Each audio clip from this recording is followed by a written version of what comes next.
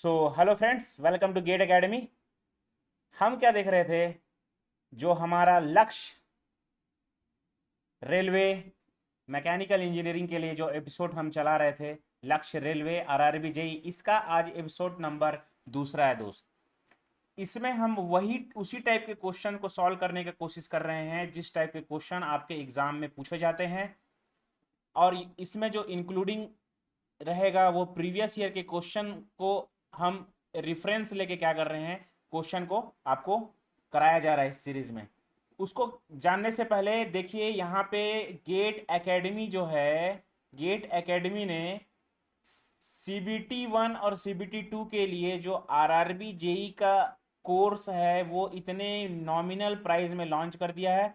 अगर आपको only CBT 1 की जो सिलेबस है उसको पूरा करना है तो आप इंडिविजुअल भी इसको अवाइल कर सकते हैं, जिसको 499 के प्राइस में, एकदम नॉमिनल प्राइस में आपको to the point syllabus cover करके आपको दे दिया गया है, जो आपके एग्जाम के लिए बहुत हेल्पफुल होंगे। 13 जुलाई जो इस एग्जाम का एप्लीकेशन का स्टार्ट डेट था, लास्ट डेट जो है 29 अगस्त है। तो चलो देरी ना करते हुए हम क्या करते हैं, सीरीज को स्टार्ट करते हैं। Now the first question, question को ध्यान से देखेंगे। ये क्वेश्चन प्रीवियस ईयर के आरआरबी जेई के एग्जाम में आया हुआ है। क्वेश्चन ये बोलता है which of the following state that the volume of a gas is inversely proportional to the pressure of the gas. इसको जानने से पहले हम क्या कर देखते हैं, देखिए ये जो गैस लॉ होता है, गैस लॉ, इसको देखिए। सबसे पहले अगर मैं बात करूं तो आइडियल गैस क्या होता है, जो PV is equal to NRT law को फॉलो करता है, इस गैस को हम क्या बोलते हैं, आइडियल गैस। जो PV is equal to NRT law को फॉलो करेगा उसको हम क्या बोलते हैं, ideal gas. Now the second one, Boyle's law, Boyle's gas law. अब ये क्या होता है, बॉयल्स गैस लॉ क्या होता है? बॉयल्स गैस लॉ, इसको थोड़ा ठीक से लिखते हैं। ओके, बॉयल्स गैस लॉ क्या होता है, इसमें जो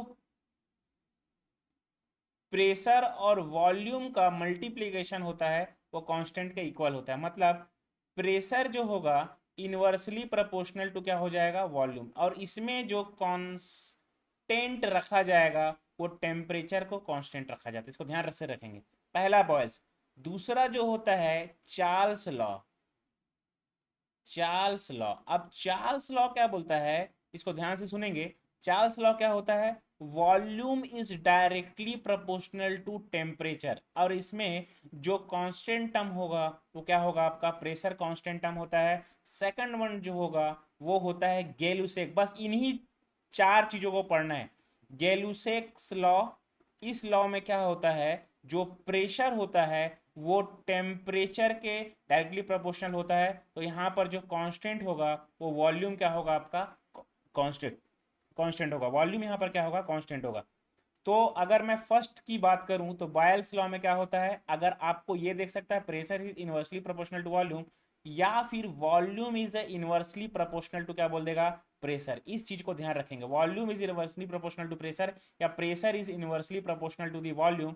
इसको हम क्या करेंगे, ध्यान रखेंगे। ये क्वेश्चन हो गया। उसके बाद चार्ल्स लॉ में हम क्या देखें हैं, V is directly proportional to temperature, P, जहाँ अब देखो कांस्टेंट को भी ध्यान रखना, कांस्टेंट इसमें टेम्परेचर को रखा गया है, इसमें प्रेशर को रखा गया है, इसमें क्या रखा गया, वॉल्यूम को कांस्टेंट रखा गया। गेलुसेक लॉ में क्या होता है, pressure is directly proportional to क्या होता है, टेम्परेचर होता है। तो नाउ अब इस क्वेश्चन को सॉल्व करो। Which of the following state that the volume of the gas is inversely proportional to the.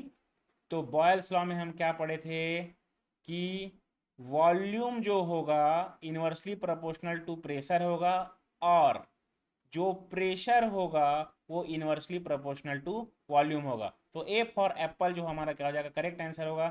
गेलुसेक law क्या हो जाएगा, ये नहीं होता, ये गलत होता है। गेलुसेक लॉ में हम क्या पढ़े हैं, वॉल्यूम जो होगा is directly proportional to, sorry, pressure जो होगा, pressure, P for pressure is directly proportional to temperature when volume is constant.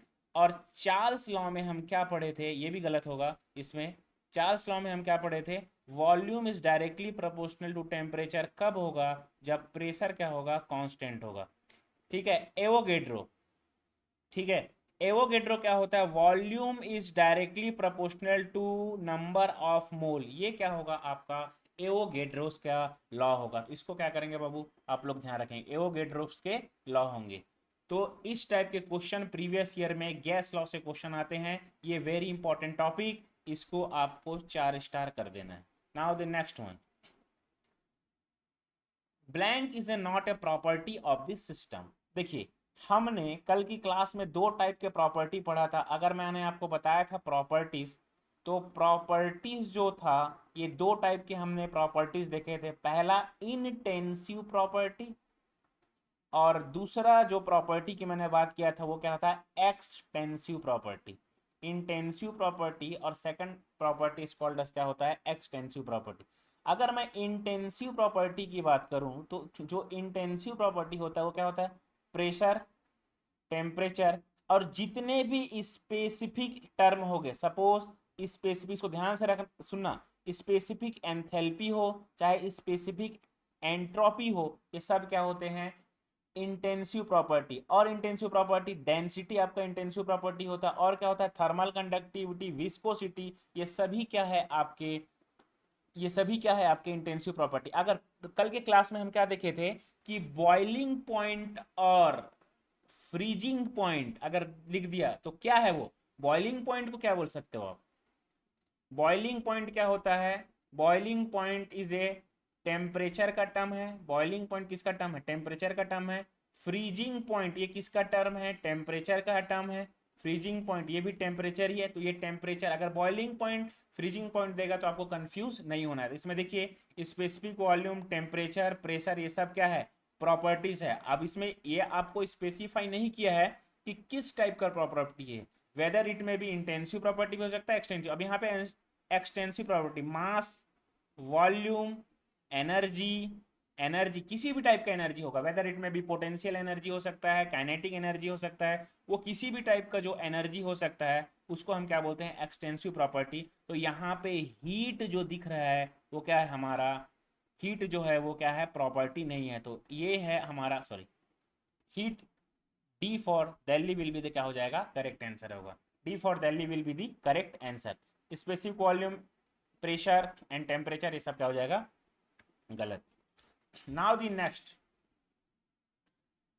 In isopiestic process. अब देखिए कल की क्लास में मैंने आपको क्या बताया था कि प्रोसेसेस जो है, देखो एक होता है आइसोथर्मल प्रोसेस, ध्यान से सुनेंगे इसको, तो हो सके तो कॉपी पे नोट कर लीजिए, आइसोथर्मल प्रोसेस। एक होता है, क्या होता है, आइसोथर्मल प्रोसेस, इसको नोट करते जाओ। आइसोथर्मल क्वेश्चन यहीं से आएगा, टू दी पॉइंट क्वेश्चन आएगा, आपको एक्स्ट्रा कुछ पढ़ने की जरूरत नहीं है। जो भी सब्जेक्ट अगर मैं पढ़ा रहा हूं, अगर उसको आप कर लिए तो आप पूरे आरआरबी जेई के क्वेश्चन आराम से लगा दोगे। आइसोथर्मल प्रोसेस, इसमें क्या होता है, पीवी टू दी पावर सी, मतलब टेम्परेचर क्या रहेगा इसमें, कांस्टेंट रहेगा, सिस्टम है सराउंडिंग का।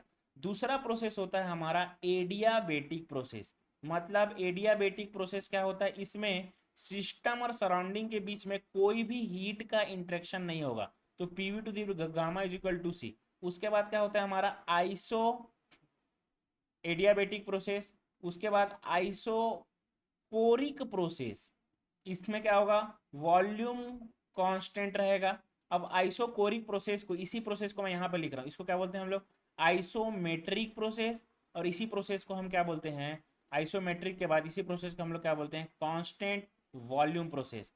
Now the next one is isobaric process. अब आइसोबोरिक प्रोसेस में क्या होता है, प्रेशर क्या रहेगा, कांस्टेंट रहेगा, और आइसोबोरिक प्रोसेस को ही कांस्टेंट प्रेशर प्रोसेस बोलेंगे, कांस्टेंट प्रेशर प्रोसेस बोलेंगे। और इसी को ही, कांस्टेंट प्रेशर को ही, प्रोसेस को ही हम लोग क्या बोलते हैं, आइसोपिस्टिक प्रोसेस। इस प्रोसेस को क्या बोलते हैं हम लोग, आइसोपिस्टिक प्रोसेस। तो इसको आपको ध्यान रखना है, यहां पर हमको टेम्परेचर रिमेन कांस्टेंट को क्या बोलते हैं हम लोग, यहाँ पे टेम्परेचर रिमेन कांस्टेंट को हम लोग क्या बोलते हैं, आइसोथर्मल प्रोसेस। तो ये गलत होगा। वॉल्यूम रिमेन, मतलब ये क्या हो जाएगा, आइसोकोरिक प्रोसेस। तो ये भी नहीं होगा। एंट्रोपी कांस्टेंट, इसको हम लोग क्या बोलते हैं, आइसेंट्रोपिक प्रोसेस। इसको हम लोग क्या बोलते हैं, आइसेंट्रोपिक। अब प्रेशर रिमेन कांस्टेंट की बात बोला है, तो प्रेशर रिमेन कांस्टेंट जो होता है आइसोपिस्टिक प्रोसेस में होता है। ठीक है, तो इसको हम क्या है देखे थे। Now the next question, in a reversible isothermal process for ideal gas is zero. देखिए, reversible isothermal process for ideal gas, internal energy will be zero, heat transfer, work transfer, enthalpy. ठीक है, अब देखिए, first law of the thermodynamics, reversible isothermal process. Question को ध्यान से सुनेगा। Reversible isothermal process for ideal gas. ठीक है, यहां पे अगर कोई प्रोसेस रिवर्सिबल आइसोथर्मल है तो इसमें क्या क्या चीजें जीरो हो सकती है। अगर प्रोसेस रिवर्सिबल आइसोथर्मल है तो कहीं ना कहीं क्या हो जाएगा, उसका सिस्टम और सराउंडिंग के बीच का टेम्परेचर क्या हो जाएगा, सिस्टम और सराउंडिंग के बीच का टेम्परेचर क्या हो जाएगा, इक्वल होगा। रिवर्सिबल आइसोथर्मल में बताया था क्या ना, टेम्परेचर कांस्टेंट रहेगा। टेम्परेचर अगर कांस्टेंट रहेगा तो हम इंटरनल एनर्जी को क्या लिख सकते हैं, क्या ऐसा, dV is equal to mcv T final minus T initial. और टी फाइनल क्या है, टी फाइनल आपका क्या है, इसकी वैल्यू जीरो, टी इनिशियल की वैल्यू भी, sorry, T final is equal to T initial है, T final is equal to क्या हो जाएगा, टी इनिशियल है। तो यहाँ पे इसका जो वैल्यू रहेगा वो भी इसका वैल्यू रहेगा, तो dvu की वैल्यू क्या हो जाएगी, जीरो हो जाएगी। du की वैल्यू क्या हो जाएगी, जीरो। तो यहाँ पे क्वेश्चंस आपका आंसर क्या हो जाएगा इस क्वेश्चन के लिए, change in internal energy. Change in internal energy क्या हो जाएगा, इसका आंसर हो जाएगा। तो रिवर्सिबल आइसोथर्मल प्रोसेस के लिए चेंज इन इंटरनल एनर्जी क्या हो जाएगा, आपका आंसर हो जाएगा। तो इस टाइप के क्वेश्चन आपको एग्जाम में पूछते हैं, इतना कॉन्सेप्चुअल का क्वेश्चन आपको ध्यान रखना। ठीक है, यहाँ पर अगर चेंज इन एंथैल्पी रहता, जैसे यहाँ पे एंथैल्पी दिया है, तो एंथैल्पी H इजिकल टू क्या होता है, H इजिकल टू क्या हो जाएगा, ये होगा। लेकिन यही चेंज इन एंथैल्पी बोलता, तो एंथैल्पी भी किसका फंक्शन है, टेम्परेचर का है। तो चेंज इन एंथैल्पी क्या हो जाएगा इसके प्रोसेस के लिए, आइसोथर्मल प्रोसेस के लिए चेंज इन एंथैल्पी क्या हो जाएगा, जीरो हो जाएगा। इसको ध्यान रखेंगे। इस टाइप के क्वेश्चन आपके एग्जाम में देखने को मिलते हैं। Now the next one, work done in A free expansion process. Work done in A free expansion process क्या होगा, क्वेश्चन को ध्यान से सुनेंगे। Work done in free expansion process, सबसे पहले सोचिए कि फ्री एक्सपांसन प्रोसेस होता क्या, इसको ध्यान से सुनेंगे। क्या होगा, सपोज ये एक दो चेंबर लेता हूं मैं, यहां पे फुल मास है, सपोज एयर एयर फिल है यहां से, और यहां पर इवेक्युएटेड है, suppose container A and container B. Container A पे क्या है आपका, ये क्या है, एयर, फुल एयर मास, यहां पर क्या है, फुल एयर मास। अब यहां पर बी का जो कंटेनर, ये क्या है, इवेक्युएटेड है। इवेक्युएटेड कहने का मतलब क्या होता है, यहां पर मास जो है जीरो है, मतलब यहां पर कुछ नहीं है, वैक्यूम है। अगर यहां पर मैं रप्चर कर देता हूं, यहां पर क्या करूंगा मैं, रप्चर कर दूंगा, मतलब यहां से तोड़ दूंगा, तो यहां से जो एयर है, इसका जो एयर है यहां से आने की कोशिश करेगा क्या, ये जो एयर है यहाँ आने की कोशिश करेगा, ये जो एयर है यहाँ आने की कोशिश करेगा। ये जितने भी एयर जब यहाँ आने का कोशिश करेंगे, तो यहाँ पर चूंकि मास क्या है, जीरो है, जीरो मास होने के कारण क्या होगा, ये जो एयर एंटरिंग हो रहा है यहाँ पे, इसको अपोज करने वाला कोई नहीं मिलेगा। तो अपोज करने वाला कोई नहीं मिलेगा, तो इसके द्वारा क्या वर्क किया गया, कुछ भी तो नहीं किया गया। तो फ्री एक्सपांसन प्रोसेस इसी को बोलते हैं, जब गैस का एक्सपांसन जो होता है विदाउट रेजिस्टेंस होगा, कोई रेजिस्टेंस नहीं है, तो उसको फ्रीली क्या हो जाएगा, वो क्या होगा, मूव करेगा one container to container A to container B. तो यहाँ पे इसका आंसर क्या हो जाएगा, C for Chennai will be the correct answer. ये क्या हो जाएगा, जीरो होगा, किसके लिए, फ्री एक्सपांसन के लिए, work done. Now next question देखते हैं इसमें, which one of the following is the extensive property of A thermodynamic process. Thermodynamic process के लिए एक्सटेंसिव प्रॉपर्टी, वेरी इजी। अब देखिए, वॉल्यूम एक्सटेंसिव प्रॉपर्टी के बारे में अब इसमें ऑपरेशन करते हैं हम लोग। एक्सटेंसिव प्रॉपर्टी, ये एक्सटेंसिव प्रॉपर्टी क्या होता है? एक्सटेंसिव प्रॉपर्टी क्या होता है? जो मास पे भी डिपेंड करेगा, ध्यान सुनेंगे, जो मास पे भी डिपेंड करेगा और जो प्रॉपर्टी साइज पे भी डिपेंड करेगा, वो क्या होता है हमारा एक्सटेंसिव। मतलब extensive property, property which depend upon mass as well as size of the system.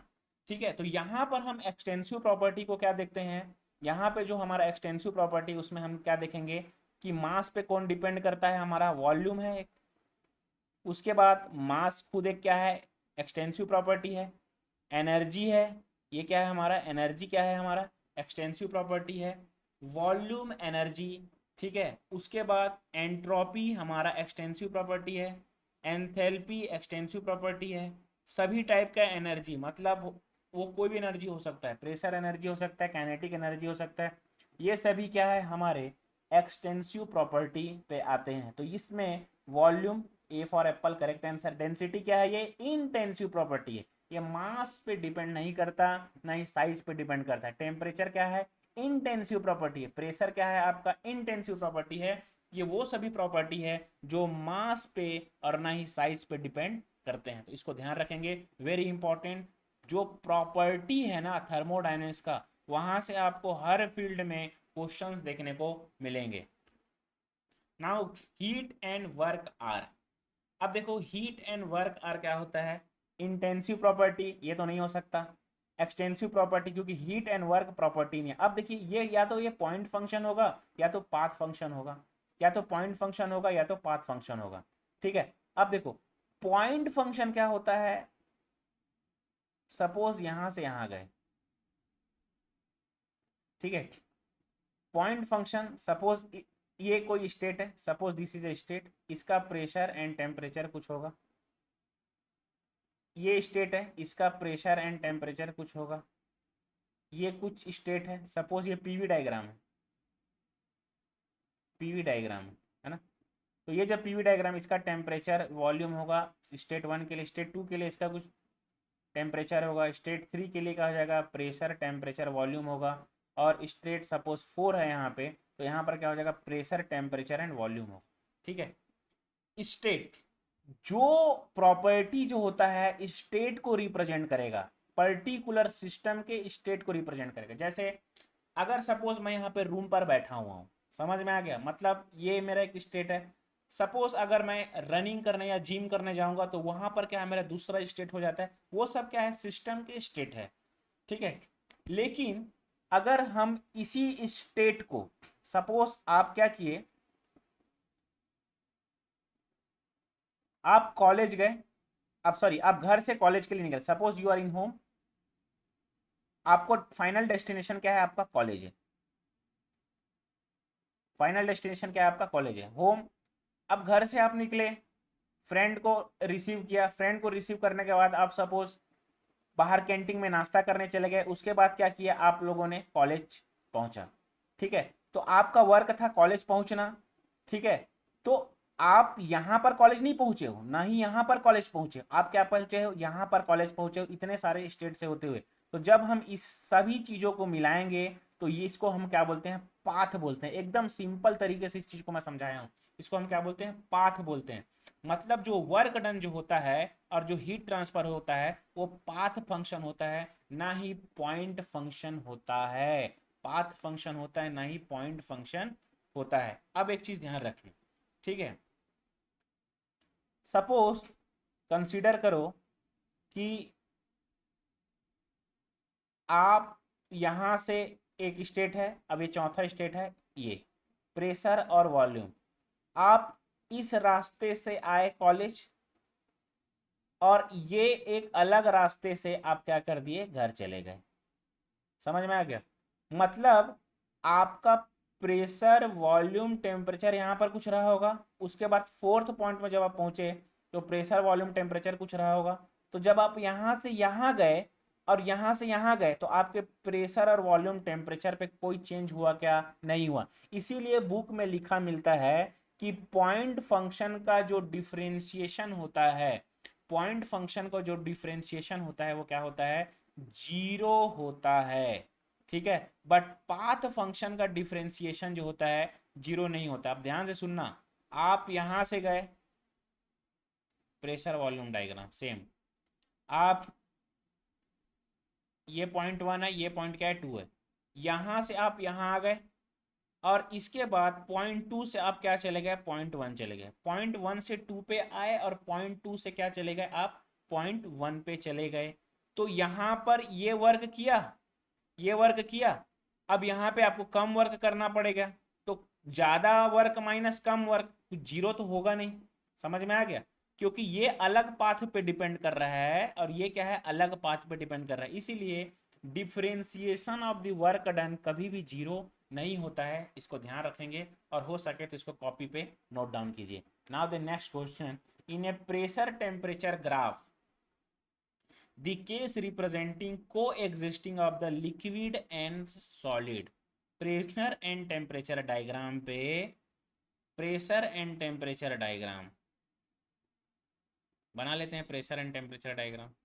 Suppose this is a pressure and temperature diagram, समझ में आ गया। ग्राफ द केस रिप्रेजेंटिंग को existing of the liquid and solid, यहां पर देखिए ये क्या होता है, पहले सॉलिड होता है, उसके बाद ये लिक्विड, इसके बाद ये सॉलिड होगा, ये लिक्विड होगा, उसके बाद क्या हो जाएगा, ये क्या होता है, वेपर होगा, वेपर होगा। ठीक है, सॉलिड से डायरेक्ट वेपर में कन्वर्ट होगा, उस प्रोसेस को हम लोग क्या बोलते हैं, सब्लिमेशन। यहाँ पर चीजों को ध्यान रखेंगे, सब्लिमेशन। सॉलिड से वेपर में, लिक्विड से वेपर में कन्वर्ट होगा, उसको क्या बोलते हैं, वेपोराइजेशन। और सॉलिड से जब लिक्विड में कन्वर्ट चीजें होगी, उसको हम लोग क्या बोलते हैं, मेल्टिंग बोलते हैं, उसको हम लोग क्या बोलते हैं, मेल्टिंग। और जहां पर लिक्विड, जहां पर liquid wall vapour and solid जिस पॉइंट पे मिलते हैं, उस पॉइंट को हम लोग क्या बोलते हैं, ट्रिपल पॉइंट। उस पॉइंट को हम लोग क्या बोलते हैं, ट्रिपल पॉइंट, इसको ध्यान रखेंगे। उस पॉइंट को हम लोग क्या बोलते हैं, ट्रिपल पॉइंट। अब क्वेश्चन हमको क्या बोला है, in case represent coexisting of a liquid and solid, liquid and solid जहां पर को एग्जिस्ट करेगा उसको हम क्या बोलते हैं, लिक्विड एंड सॉलिड जहां पर को एग्जिस्ट करता है उसको हम लोग क्या बोलते हैं, फ्यूजन कर्व। लिक्विड और सॉलिड जहां पर को एग्जिस्ट करेगा उसको, उस कर्व को हम क्या बोलते हैं, फ्यूजन कर्व। अगर लेकिन अगर यहाँ पे सबको बोल देता है, लिक्विड वेपर सॉलिड सब क्या कर रहे हैं, को एग्जिस्ट कर रहे हैं, उसको हम क्या बोलते हैं, ट्रिपल पॉइंट। इसको याद रखना, यहां पर very important, degree of freedom for triple point ये होता है 0। ठीक है, degree of freedom of the triple point will be 0, इसको ध्यान रखेंगे। Next question, the joule kelvin expansion throttling process. ठीक है, तो याद रखना जो थ्रोटलिंग प्रोसेस होता है, थ्रोटलिंग प्रोसेस कहां पर होता है, ध्यान से सुनना। अगर मैं वो एक डायग्राम जो आप जानते हो उसको डायग्राम को मैं ड्रॉ करूं, कौन सा डायग्राम को आप जानते हो, टेम्परेचर एंड एंट्रोपी, और ये किसके लिए मैं डायग्राम ड्रॉ कर रहा हूँ, वेपर कंप्रेशन रेफ्रिजरेशन साइकिल के लिए। तो ये कुछ डायग्राम ऐसा रहता था। ठीक है, यहाँ पर इवोपरेटर होता था, ये कंप्रेसर होता था, ये कंडेंसर होता था, और यहाँ पर क्या होता था, आपका एक्सपांसन वाल होता था, एक्सपांसन वाल। तो हम क्या देखते थे, यहाँ से आपका super heated saturated steam, super heated steam में कन्वर्ट होता था, यहाँ पर मैक्सिमम टेम्परेचर, उसके बाद क्या होता था, ये कंडेंसर में जाएगा, कंडेंसर के बाद यहाँ पर एक्सपांसन वॉल लगा रहता था, और ये एक्सपांसन वॉल में जो प्रोसेस होता था उसको हम लोग बोलते थे इरिवर्सिबल प्रोसेस, इरिवर्सिबल प्रोसेस। सबसे पहला चीज याद रखना, एक्सपांसन वॉल में जो प्रोसेस होता है वो क्या होता है, इरिवर्सिबल प्रोसेस होता है। Now the second thing is, क्यों, क्योंकि यहां पर सडनली प्रेशर क्या होता है, ड्रॉप होता है, सडनली प्रेशर ड्रॉप होता है, एंथैल्पी जो होगा वो क्या होता है, कांस्टेंट होता है। सपोज इसको मैं 0.1 दूं, इसको 0.2 दूं, ये 3 पॉइंट और ये 4 पॉइंट, यहाँ पर आया ये 0.4, तो H3 इज इक्वल टू क्या होता है, H4। यहाँ पर एंथैल्पी क्या होता है, कांस्टेंट होता है, किसके लिए, थ्रोटलिंग प्रोसेस के लिए, ठीक है। इसको जूल केल्विन एक्सपांसन भी बोलते हैं। तो देखिए ये जूल केल्विन एक्सपांसन, इसका जो dt by dp at constant enthalpy is equal to mu. यहां पर मैं आपको क्या समझाया, एक्सपांसन वर्क, ठीक है। तो ये जूल केल्विन एक्सपांसन ये होता है म्यू, समझ में आ गया, म्यू होता है। और थ्रोटलिंग प्रोसेस के लिए क्या होता है, ये इरिवर्सिबल प्रोसेस होगा। इसको क्या करना है, आपको ध्यान रखना है, very important thing. Now the next one, next चीज को देखते हैं। In a simple ideal internal gas U and is then compressed to the 1/2 of its original volume while the temperature stay the same.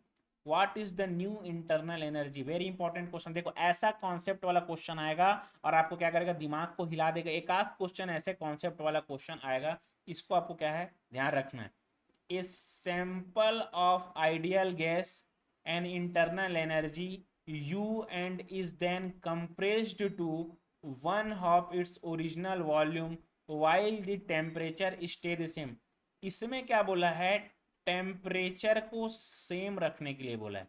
Temperature अगर same होगा तो internal energy में कोई change होगा क्या, नहीं होगा। टेम्परेचर अगर चेंज ही नहीं होगा तो इंटरनल एनर्जी कांस्टेंट होगा।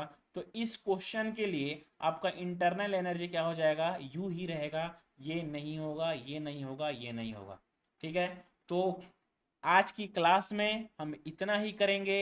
नेक्स्ट जो एपिसोड रहेगा उसमें और अच्छे अच्छे क्वेश्चन आपके सामने लेकर आएंगे। इससे पहले, जानने से पहले आपको मैं बता दूं, CBT 1 प्लस CBT 2 के लिए, CBT 1 CBT 2 के लिए 777 ये कोर्स का प्राइस रखा गया है। CBT 1 के लिए कोर्स का जो प्राइस है 499 रखा गया है। आप कोई भी ब्रांच के हो, इस सिलेबस के अकॉर्डिंग ये कोर्स को बनाया गया है, तो आप क्या कर सकते हो, इस कोर्स को परचेस कर सकते हो और बेनिफिट उठा सकते हो। आज की क्लास के लिए इतना ही। Thank you very much, wish you all the very best.